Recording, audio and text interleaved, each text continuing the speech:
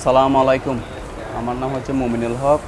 আমার একটা বাগিনা হারিয়ে গেছে পতেঙ্গা খালপাত থেকে। বয়স 14 বছর, সকাল 9টায় ওখান বাসা থেকে চলে গেছে মাদ্রাসায় পড়ে। মাদ্রাসা হচ্ছে আশাখানে আউলিয়া ফাজিল ডিগ্রি মাদ্রাসায়। ওইখান থেকে মাদ্রাসা থেকে বাড়িতে আসছে, বাড়ি থেকে বাসা থেকে পালিয়ে গেছে সকাল 9টা, মানে পড়বে না এরকম করে। এখন 7 তারিখ সকালে 9টার দিকে বের হয়েছে, এখানে কোনো খবর পাওয়া যায় নাই। আমরা অনেক খোঁজাখুঁজি করছি, ওর আব্বা আমরা একটা থানায় জিডি করছি, পতেঙ্গা থানায়। জিডির পেপারসও আছে, মাইকিং করা হয়েছে অনেক জায়গায়, এখনও কোনো খোঁজ পাওয়া যায় নাই। যদি কোনো বাড়ি দেবে ব্যক্তি পাই থাকেন তাহলে। ওর পরনে জামা ছিল সাদা পাঞ্জাবি, সাদা পায়জামা।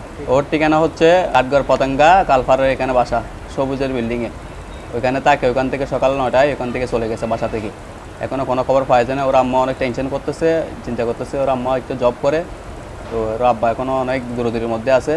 সব জায়গায় খোঁজাখুঁজি হয়েছে, এখনও কোনো খোঁজ পাওয়া যায় নাই। কোনো রিদেবান যদি পেয়ে থাকলে সবাই একটু জানাবেন। এখানে সি প্লাস টিভি অফিসে আসছে, স্ক্রিনে দেওয়া নাম্বারে যোগাযোগ করলে হবে।